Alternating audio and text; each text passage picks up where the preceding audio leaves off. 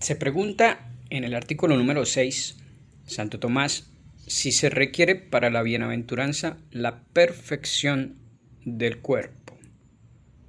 Es decir, si en ese estado de bienaventuranza, de suprema felicidad, la persona va a gozar no solo de la visión de Dios en cuanto bien inteligible, visto con su inteligencia, sino si además en esa bienaventuranza va nuestro cuerpo incluso a gozar de perfección, de la perfección propia de su naturaleza. La respuesta de Santo Tomás es bien interesante. Nos va a decir, si hablamos de la bienaventuranza del hombre que puede tenerse en esta vida, es claro que para ella se requiere por necesidad la buena disposición del cuerpo, pues consiste esta bienaventuranza en la operación perfecta. Pero es claro que el hombre puede verse impedido en toda operación de virtud por la debilidad del cuerpo. Aquí aparece entonces de nuevo la distinción que Santo Tomás establece entre la bienaventuranza imperfecta, felicidad imperfecta, posible en este valle de lágrimas, en esta vida terrena, y la bienaventuranza perfecta que esperamos en la patria, y afirma entonces que claramente para esa bienaventuranza o felicidad imperfecta de esta vida terrena se requiere el cuerpo, pues para obrar en esta vida terrena necesariamente se requiere el cuerpo, por lo tanto es condición, como ya lo habíamos dicho en el artículo anterior.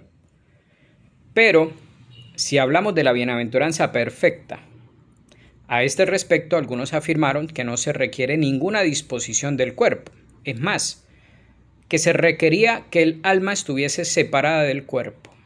Por eso Agustín en la Ciudad de Dios cita estas palabras de Porfirio: para que el alma sea bienaventurada debe huir de todo cuerpo.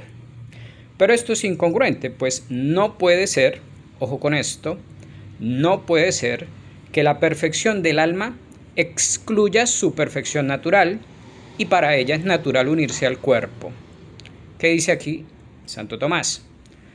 Vuelve a opiniones anteriores a él de otros autores, en este caso una cita de Porfirio traída por San Agustín en su libro sobre la Ciudad de Dios, según la cual para que el alma sea bienaventurada debe huir de todo cuerpo. Era una tesis muy extendida entre muchos autores, que la suprema felicidad le pertenecía solo al alma y de ninguna manera al cuerpo, y había detrás de esta tesis pues una tendencia a señalar a la materia y al cuerpo como algo intrínsecamente malo. Aquí Santo Tomás dice, no puede ser que la perfección del alma excluya su perfección natural, y para el alma es natural unirse al cuerpo. Esta es una tesis bien aristotélica. El estado natural del alma es la unión con el cuerpo, porque el alma es forma substancial de la persona. Entonces es natural para el alma su unión con el cuerpo, porque es forma del cuerpo. Por lo tanto, la separación del alma de su cuerpo es para ella un estado no natural. Es un estado al que queda siempre inclinada. Por eso, la resurrección de los cuerpos y la unión del alma con el cuerpo que esperamos para el día del juicio final es algo que, aunque no puede demostrarse filosóficamente, sin embargo tiene una enorme conveniencia si tenemos en cuenta esto que estamos diciendo. Por lo tanto, si para el alma es natural su unión con el cuerpo, pues no puede ser que su suprema felicidad excluya ese cuerpo. Continúa Santo Tomás. En consecuencia, hay que decir que para la bienaventuranza completamente perfecta se requiere una disposición perfecta del cuerpo, antecedente y consiguientemente. Antecedentemente, es decir, antes de, porque como dice Agustín, si el cuerpo es de tal condición que es difícil y pesado su gobierno, como es esta carne que corrompe y sobrecarga al alma, se aparta de aquella visión del supremo cielo. Por eso concluye que cuando este cuerpo ya no es animal, sino espiritual, entonces se equiparará a los ángeles y les servirá de gloria lo que fue pesada carga. ¿Qué quiere decir aquí Santo Tomás con esta cita que hace de Agustín?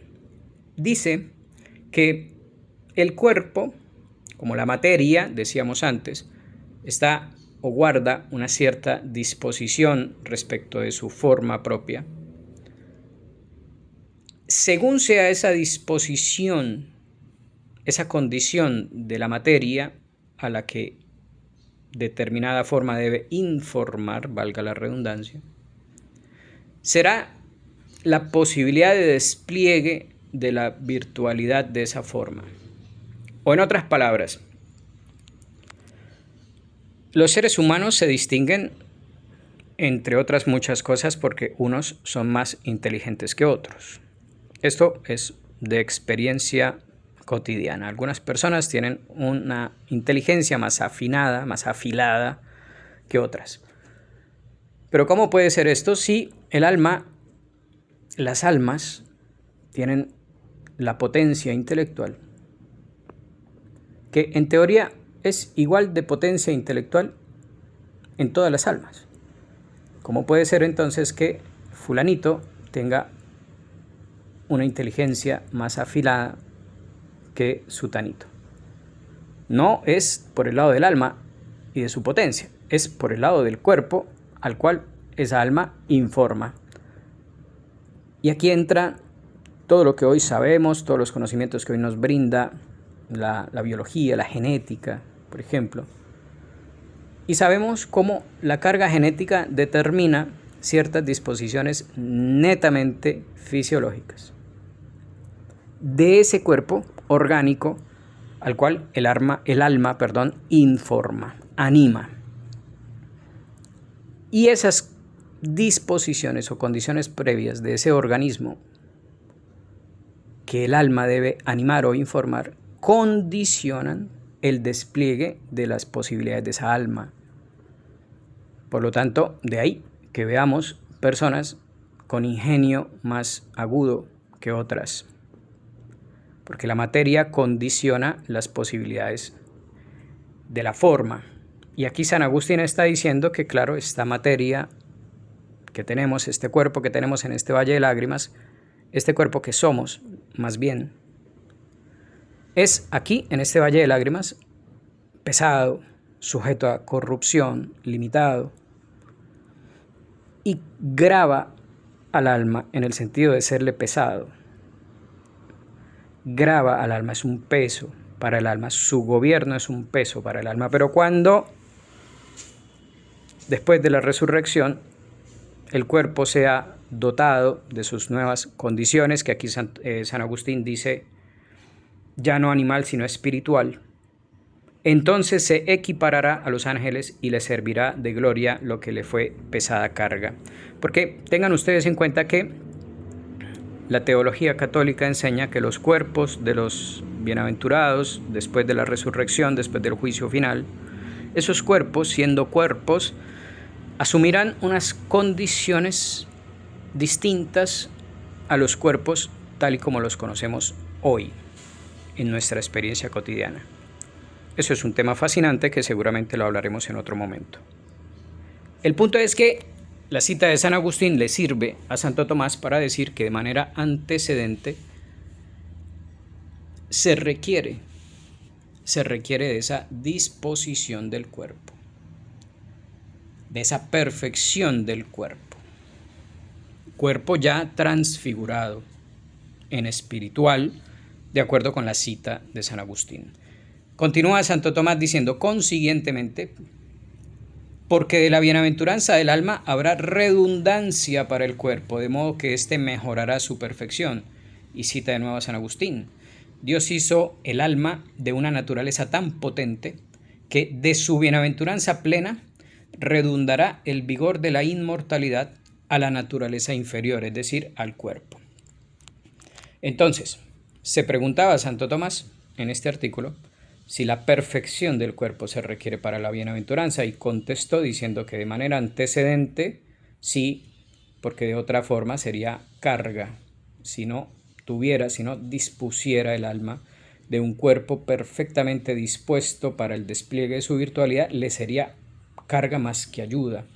Y eso ocurrirá después de la resurrección de los cuerpos, cuando los cuerpos que conocemos hoy serán transmutados a otras propiedades muy interesantes, y entonces ya no será cuerpo animal sino espiritual, y les servirá de ayuda y no de carga al alma. Esa será la perfección antecedente del cuerpo que se requiere para ese estado de bienaventuranza. Y de manera consiguiente también, dice Santo Tomás, también se requiere para la bienaventuranza, será condición, porque de la bienaventuranza esencial del alma que surge de la visión de la esencia de Dios, dice, redundará en el cuerpo, en la naturaleza inferior corporal. El cuerpo se verá transmutado en sus propiedades en virtud de esa redundancia que la visión de Dios será para el alma del santo, del bienaventurado, del que ya está en patria gozando de la visión de Dios. Esta redundancia se puede entender como cuando tú viertes agua en un vaso hasta toda su capacidad y continúas poniéndole agua y ya empieza a regar el agua y cae al plato. Entonces podemos decir que el plato recibe por redundancia agua del vaso. Es una analogía pobre, pero ayuda un poco a comprender el sentido y el alcance de esta palabra redundancia. Por redundancias, redundará de la felicidad del alma, redundará en el cuerpo, naturaleza inferior, dice Santo Tomás.